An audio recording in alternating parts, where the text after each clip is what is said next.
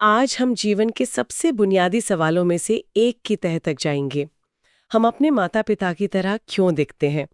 जानकारी एक पीढ़ी से दूसरी पीढ़ी तक आखिर जाती कैसे है?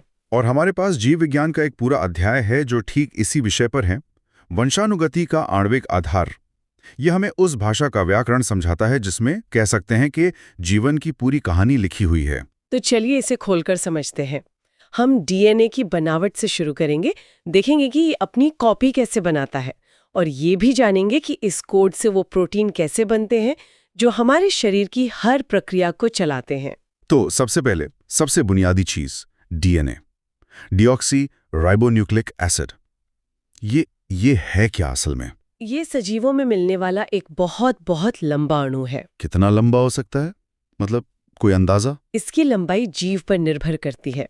जैसे एक बैक्टीरियोफेज जो एक वायरस है, उसमें कुछ 5000 न्यूक्लियोटाइड होते हैं। अच्छा। लेकिन मनुष्य के डीएनए में लगभग 3.3 अरब क्षार युग्म होते हैं, 3 अरब से भी ज्यादा। हाँ, और अगर इंसान की सिर्फ एक कोशिका के डीएनए को सीधा फैलाया जाए तो वो करीब करीब 2.2 मीटर लंबा होगा। 2.2 मीटर्स, ये तो मेरी हाइट से भी ज्यादा है। और ये सब एक कोशिका के छोटे से केंद्रक में समा जाता है। ये वाकई दिलचस्प है। बिल्कुल। और ये कैसे होता है उस पर हम आएंगे, लेकिन पहले इसकी बनावट को समझना जरूरी है जिसने इसे इतना खास बना दिया है। हाँ, वो डबल हेलिक्स वाला मॉडल। एकदम सही। इसका श्रेय 1953 में जेम्स वॉटसन और फ्रांसिस क्रिक को जाता है। उन्होंने मॉरिस विल्किंस और रोजलिंड फ्रैंकलिन के एक्सरे डेटा के आधार पर डीएनए का ये द्विकुंडली मॉडल पेश किया था। द्विकुंडली मतलब एक घुमावदार सीढ़ी की तरह, है ना? बिल्कुल। आप सोचिए कि एक रस्सी की सीढ़ी है जिसे दोनों सिरों से पकड़कर घुमा दिया गया हो। इस सीढ़ी के जो 2 डंडे हैं वो चीनी फॉस्फेट से बने हैं। और पायदान, वो किस चीज से बने हैं? वो पायदान ही तो असल में जानकारी हैं। ये नाइट्रोजन क्षार के जोड़ों से बनते हैं। ये 4 तरह के होते हैं: एडेनिन, जिसे हम ए कहेंगे, ग्वाइनिन जी, साइटोसिन सी और थाइमिन टी। ए, जी, सी, टी। तो जीवन का पूरा कोड बस इन 4 अक्षरों में लिखा है। हाँ, इन्हीं 4 में। और इसमें एक बहुत खास नियम भी है, जहां तक मुझे याद है, चारगाफ का नियम कहते हैं उसे। हाँ, इरविन चारगाफ ने ये खोजा था। उन्होंने बताया कि ए हमेशा टी के साथ ही जुड़ता है और जी हमेशा सी के साथ। बिल्कुल।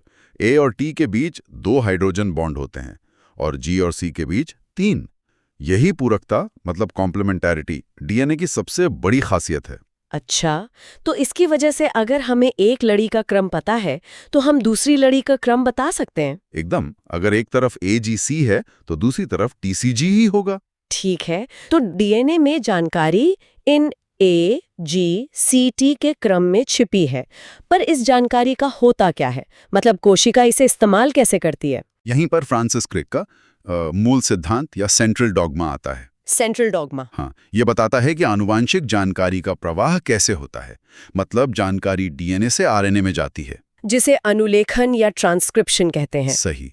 और फिर आरएनए से वो जानकारी प्रोटीन बनाने में इस्तेमाल होती है, जिसे रूपांतरण या ट्रांसलेशन कहते हैं। डीएनए से आरएनए और आरएनए से प्रोटीन, ये है जानकारी का फ्लो। बिल्कुल। अब उस 2.2 मीटर वाली बात पर वापस आते हैं।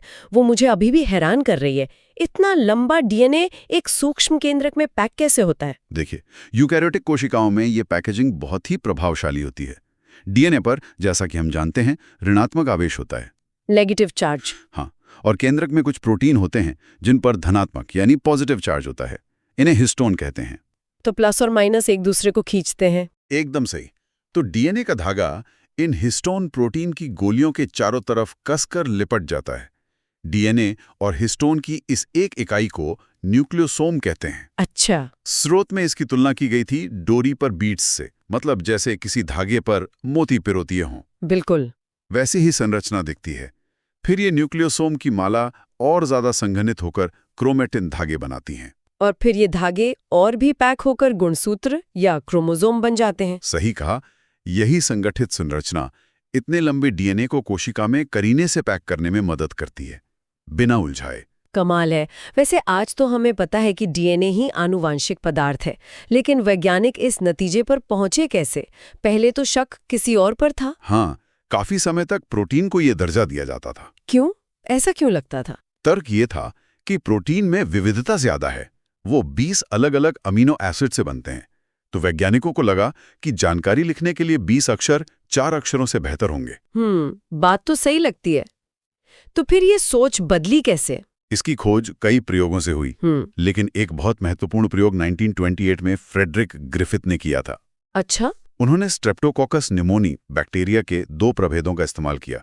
एक चिकना यानी एस प्रभेद जो बीमारी फैलाता था, हाँ। और दूसरा रुक्ष आर प्रभेद जो नहीं फैलाता था। और उन्होंने चूहों पर कुछ प्रयोग किए थे ना? हाँ, उन्होंने पाया कि जब गर्मी से मारे गए एस प्रभेद को जीवित आर प्रभेद के साथ मिलाकर चूहे में डाला गया तो चूहा मर गया। ये तो अजीब बात है, क्योंकि दोनों अलग-अलग तो चूहे को नहीं मार रहे थे। बिल्कुल।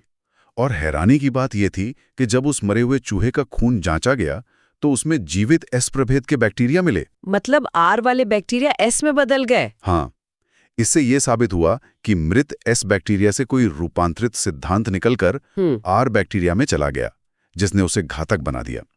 लेकिन यह सिद्धांत क्या था? डीएनए, आरएनए या प्रोटीन? ये साफ नहीं था। तो निर्णायक सबूत कैसे मिला? मतलब वो स्मोकिंग गन मोमेंट कब आया? वो आया 1952 में ऑल्फ्रेड हर्शे और मार्था चेस के एक बहुत ही शानदार प्रयोग से। अच्छा, उन्होंने क्या किया? उन्होंने जीवाणु भूजी का इस्तेमाल किया, मतलब ऐसे वायरस जो बैक्टीरिया को संक्रमित करते हैं। उन्होंने बड़ी चालाकी से वायरस के डीएनए को रेडियोधर्मी फास्फोरस से और उसके प्रोटीन के खोल को रेडियोधर्मी सल्फर से चिन्हित किया। अलग-अलग टैग लगा दिए दोनों पर।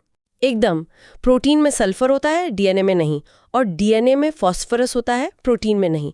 तो ये बहुत सटीक तरीका था। और फिर उन्होंने देखा कि संक्रमण के दौरान बैक्टीरिया के अंदर कौन सा टैग जाता है। ठीक, और उन्होंने पाया कि सिर्फ रेडियोधर्मी डीएनए ही बैक्टीरिया के अंदर गया, प्रोटीन का खोल बाहर ही रह गया। तो इससे ये साफ हो गया कि डीएनए ही वो चीज है जो जानकारी को आगे ले जाती है।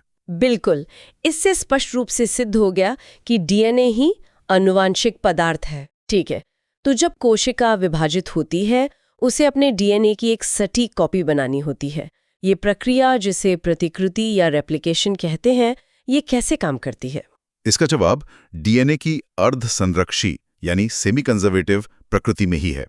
प्रतिकृति के दौरान वो जो द्विकुंडली है वो बीच से खुल जाती है, जैसे कोई जिप खुल रही हो। दोनों लड़ियां अलग हो जाती हैं? हाँ, और हर एक पुरानी लड़ी एक नई पूरक लड़ी के संश्लेषण के लिए टेम्पलेट का काम करती है। और क्योंकि ए हमेशा टी से जुड़ता है और सी हमेशा जी से, तो कॉपी एकदम सटीक बनती है। एकदम। तो इस तरह बनने वाले हर नए डीएनए अणु में एक लड़ी पुरानी होती है और एक लड़ी एकदम नई। और इस काम को अंजाम देने के लिए कुछ खास एंजाइम भी होते होंगे, कोई मशीनरी? हाँ, इसमें मुख्य एंजाइम है डीएनए पॉलीमरेज। ये बहुत तेजी से और बहुत सटीकता से काम करता है। अच्छा। पर इसकी एक आदत है, ये हमेशा 5 प्राइम से 3 प्राइम दिशा में ही नई लड़ी बना सकता है। इसकी वजह से एक लड़ी का निर्माण तो लगातार होता है, जिप की तरह। हाँ, लेकिन दूसरी लड़ी का निर्माण टुकड़ों में होता है, जिन्हें बाद में डीएनए लाइगेज नाम का एक दूसरा एंजाइम आकर जोड़ देता है। तो डीएनए की कॉपी बन गई। अब इसे पढ़ा कैसे जाता है? मतलब इन 4 अक्षरों ए, टी, सी, जी से 20 तरह के अमीनो एसिड बनाने का कोड क्या है? ये पाया गया कि जेनेटिक कोड त्रिक होता है, यानी ट्रिपलेट। मतलब 3 इशारों का एक समूह, जिसे प्रकूट या कोडॉन कहते हैं, वो एक अमीनो एसिड को कोड करता है। जैसे यूयूयू ये आरएनए में होता है, वो फेनिल एलेनिन के लिए कोड है। तो 3-3 के ग्रुप में पढ़ा जाता है। हाँ, 64 संभावित कोडॉन में से 61 अमीनो एसिड के लिए होते हैं और 3 स्टॉप कोडॉन होते हैं जो प्रोटीन संश्लेषण रोकने का संकेत देते हैं। और सबसे हैरान करने वाली बात तो ये है कि ये कोड लगभग सार्वभौमिक है, यूनिवर्सल है। मतलब एक बैक्टीरिया से लेकर इंसान तक एक ही कोड का इस्तेमाल होता है। सही कहा, ये जीवन की साझा विरासत का एक बहुत बड़ा सबूत है। डीएनए तकनीक का एक बहुत ही प्रचलित उपयोग है डीएनए फिंगरप्रिंटिंग। इसका आधार क्या है, जबकि हम जानते हैं कि सभी मनुष्यों का डीएनए 99.9% समान होता है? इसका आधार वही 0.1% का अंतर है।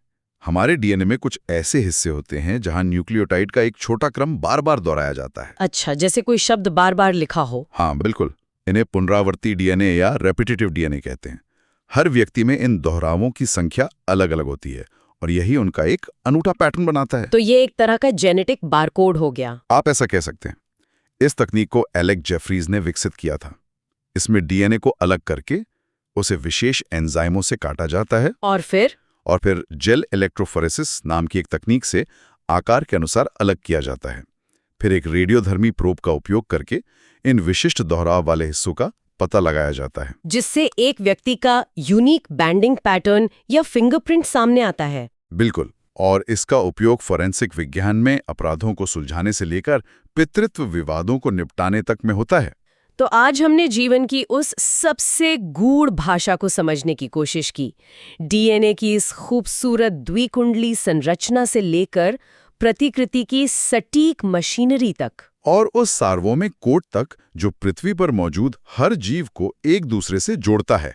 इस आणविक आधार की समझ ने जीनोमिक्स जैसे पूरे नए विज्ञान को जन्म दिया है। हाँ, और इसने चिकित्सा से लेकर फोरेंसिक तक हर क्षेत्र में क्रांति ला दी है। जाते जाते एक विचार, हमारे स्रोत में ये बताया गया है कि डीएनए से प्रोटीन बनाने की प्रक्रिया यानी अनुलेखन और रूपांतरण कोशिका के लिए ऊर्जा के लिहाज से बहुत महंगी प्रक्रिया है। ये बात सही है।